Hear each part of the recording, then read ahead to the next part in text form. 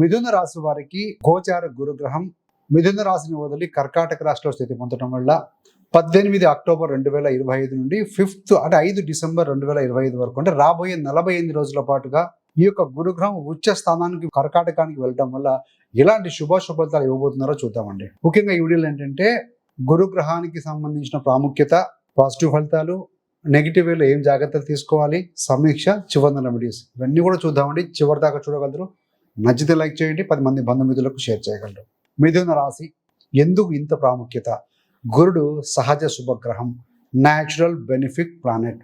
అసలు గురుగ్రహానికి సంబంధించిన కారకత్వాలు చూస్తే ధనానికి, కుటుంబ సంతోషానికి, ప్రాపర్టీస్కి, ఆధ్యాత్మికతకు, గురువులకి, హైయర్ ఎడ్యుకేషన్కి, సంతానానికి, మతాభిమానానికి, ఆధ్యాత్మికత ఇలాంటి వాటన్నిటికి కూడా కారకత్వం వహించేటువంటి ఒక శుభగ్రహము ఈ యొక్క గురుగ్రహం. అంతేకాకుండా స్త్రీలకు సంబంధించి వివాహానికి కూడా కారకత్వం వహిస్తారండి. అంతటి శుభగ్రహం కాబట్టి అందుకనే ఈ యొక్క బలమైన గురుగ్రహము 12 రాశుల్లో కర్కాటకంలో మాత్రమే బలం పొందుతారు. ఆ రాశిలోకి వెళ్తున్నారు కాబట్టి చెప్పుకుంటున్నాం. మరి వీరు జలరాశిలోకి వెళ్తున్నారు. వెళ్ళినప్పుడు కోణంలో శనితో కోణంలో ఉంటారండి. శని కూడా గురుడింట ఉంటారు. ఈ యొక్క గురువు శని అంటే గురుగ్రహ యొక్క దృష్టి శని మీద పడుతూ ఉంటుంది. శని ఏమో గురుడింట ఉన్నారు.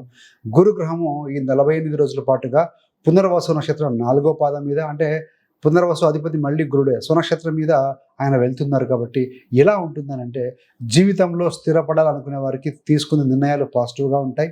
అదేవిధంగా ఒకవేళ కనుక గతంలో మ్యారేజ్ వివాహ వ్యవస్థలో డిస్టర్బెన్స్ ఏదైనా ఉండి రెండో వివాహానికి వెళ్దాములే అని అనుకున్న వారికి, అలాంటి ప్రయత్నాలు చేసే వారికి కూడా కాస్త పాజిటివ్గా ఉంటుంది. అఫ్కోర్స్ ఆధ్యాత్మికంగా చాలా అద్భుతమైన ఫలితాలు ఉంటాయి. గురు శని కోణంలో ఉంటే ధర్మ కర్మ యోగం అంటూ ఉంటాం. మరి ఎలా ఉంది మిథున రాశి వారికి అయ్యానంటే, మిథున రాశి నుండి సప్తమ దశమాధిపతి గురుగ్రహం ఆయన మీకు 2వ స్థానంలోకి వస్తున్నారు.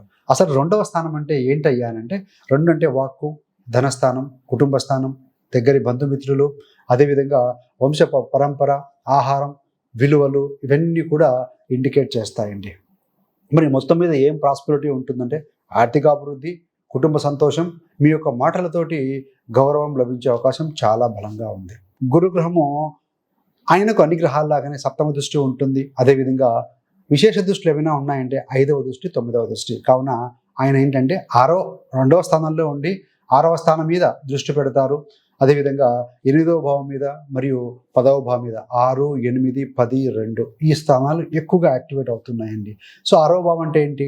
శత్రువులు, ఆరోగ్యం, పోటీ పరీక్షలు ఇవన్నీ కూడా 6వ స్థానంలో మనకి ఇండికేట్ చేస్తాయి. మరి 8వ భావం అంటే ఏంటంటే రహస్యం, సీక్రెటివ్ థింగ్స్ అన్నీ కూడా